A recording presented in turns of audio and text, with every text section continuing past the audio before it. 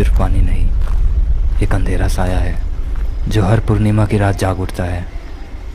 ये छोटी सी नाव जो लहरों के साथ बेबस थपेड़े खा रही है, उसमें छुपी है एक कहानी, एक श्राप। सूरज, तुम कर लोगे ना बेटा, कोई गलती मत करना।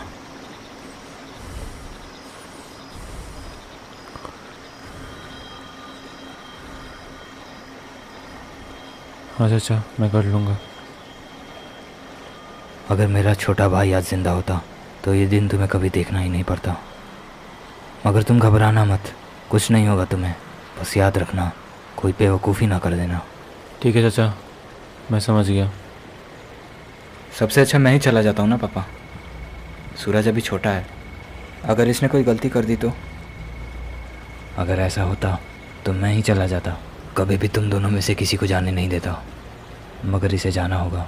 अगर ये नहीं गया आज तो कोई नहीं बचेगा।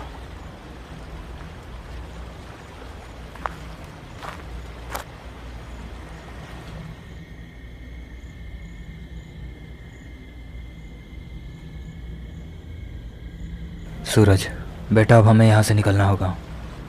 तुम जाओ, जाकर नाव पे बैठ जाओ। और हाँ, वापस आकर सीधा घर ही आना। हम तुम्हारा इंतज़ार करते रहेंगे। जल्दी से वापस आ जाना, कोई गलती मत करना बेटा। चलो विनीत।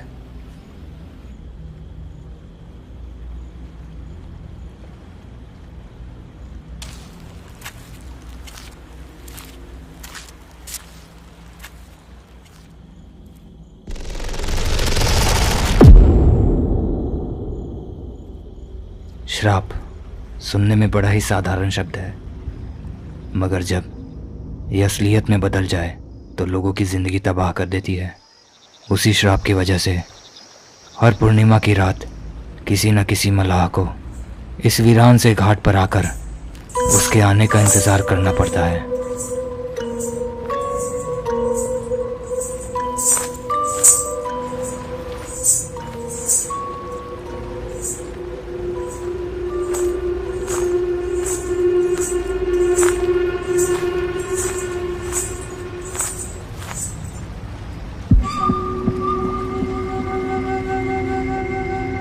कहाँ जाना है आपको? कौन से घाट?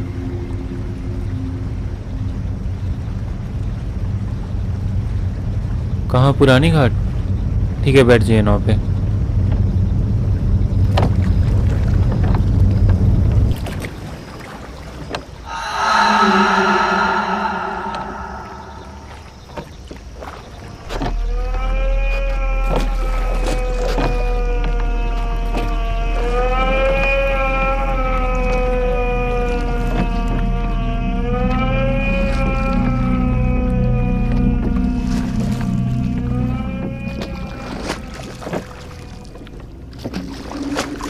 सूरज डरा हुआ था और उसका डर वाजिब था, क्योंकि वहां जाने से पहले उसके चाचा ने उसे कुछ चेतावनियां दी थी, जिसे सुनने के बाद सूरज बिल्कुल भी इस काम को करना नहीं चाहता था। मगर यहाँ आना उसकी मजबूरी थी। मुझे काली घाट जाना है। हाँ ठीक है, चलते हैं। काली घाट ये वही जगह है जहाँ से इस पूरे कहानी की शुरुआत हुई थी। गांव के लोग वहाँ जाने से पहले 10 बार सोचते थे, मगर सूरज ने एक बार भी नहीं सोचा कि काली घाट जाना उसकी कितनी बड़ी गलती हो सकती है।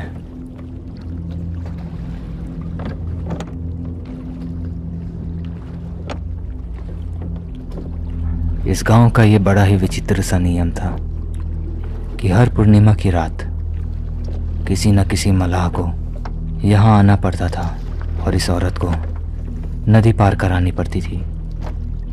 और अगर कोई ऐसा ना कर पाया तो इसकी सज़ा पूरे गांव वालों को मिलती थी। कई सारे मलाह अगले ही दिन पानी में डूबे हुए मिलते थे।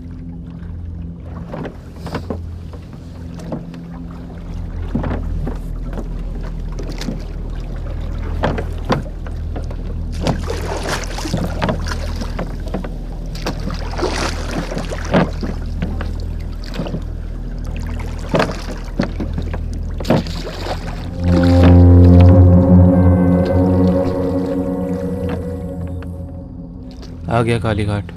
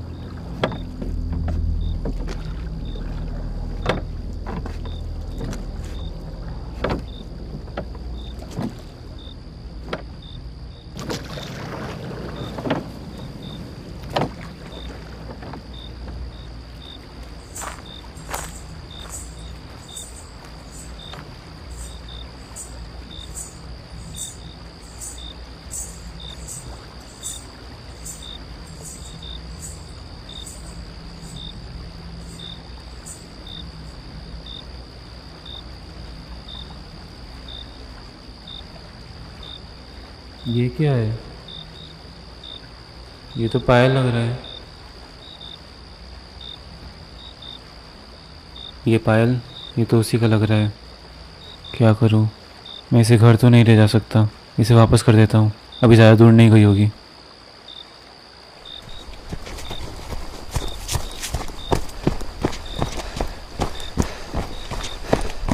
सुनिए, रुक जाइए, आपका पायल छूट गया है।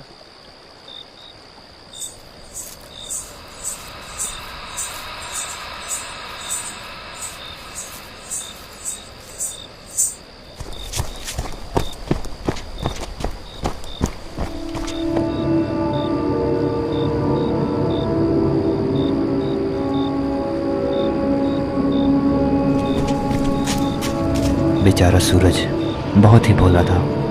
चाचा के लाख मना करने के बाद भी वो उस औरत के पीछे गया।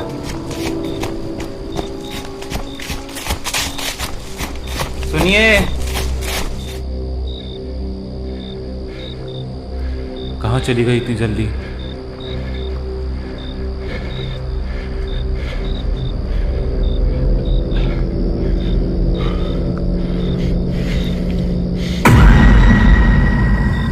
यार, ये किस प्रॉब्लम में फंस गया मैं। थोड़ी देर और देखता हूँ, अगर नहीं मिलेगी तो इस फाइल को यहीं पे फेंक दूंगा।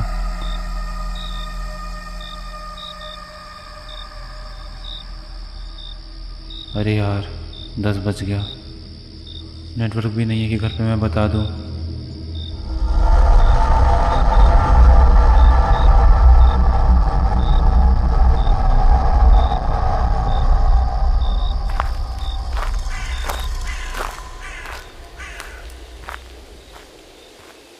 अरे सुनिए, कहाँ गई?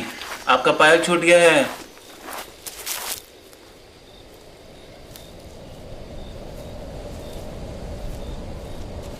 ये सूरज की नादानी थी या बेवकूफ़ी कि वो अभी तक नहीं समझ पा रहा था कि वो कोई इंसान नहीं जिसे वो वापस पायल लौटाएगा। वो तो उसका छल था जो उसने नाव पर ही पायल छोड़ दिया था। आप है क्या वहाँ?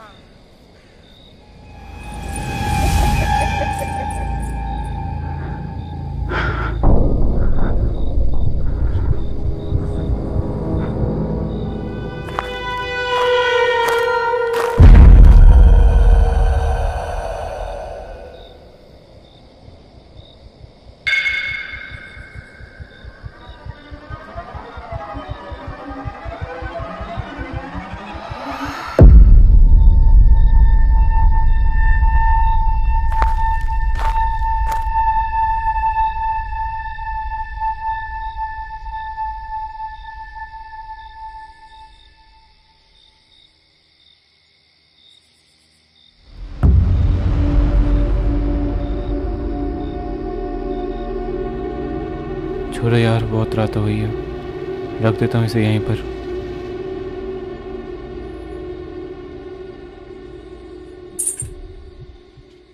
सूरज वहीं पायल फेंक कर घाट की ओर मुड़ जाता है।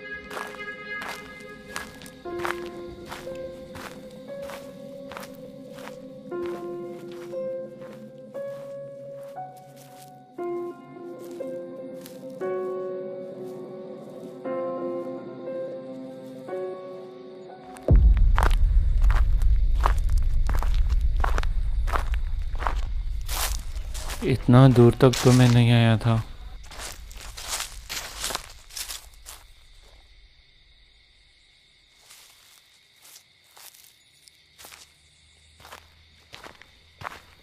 ऐसा क्यों लग रहा है कि मैं बार बार एक ही जगह पे घूम रहा हूँ? ये रास्ता क्यों नहीं ख़त्म हो रहा है? अभी तक मुझे घाट तक पहुँच जाना चाहिए था।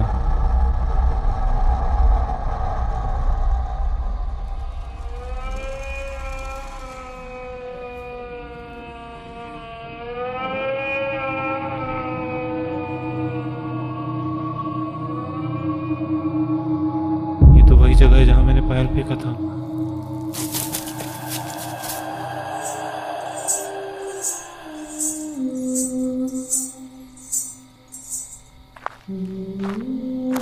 विनीत और चाचा घर के बाहर ही बैठे हुए थे और बेसब्री से सूरज के आने का इंतजार कर रहे थे। विनीत, क्या हुआ तुमको? देखिए ना पापा, अभी तक सूरज नहीं आया है। बहुत डर लग रहा है हमको। अरे आ रहा होगा, रास्ते में होगा, तुम ज़्यादा टेंशन मत लो, कुछ नहीं होगा उसको। पर पापा, मुझे ये जानना है कि आखिर क्यों इस गांव के किसी न किसी मल्लाह को हर महीने उसे नदी पार कराना पड़ता है। वो है कौन? क्यों जानना है तुम्हें? क्योंकि मैं भी इस घर का सदस्य हूं।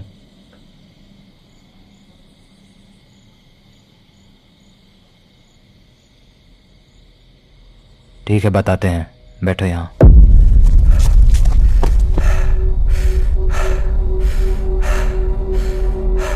सूरज बहुत बड़ी मुसीबत में फंस चुका था। वो बार बार उसी जगह पे पहुंच जा रहा था जहां उसने पायल फेंका था। उसे कुछ समझ नहीं आ रहा था कि अब वो क्या करे।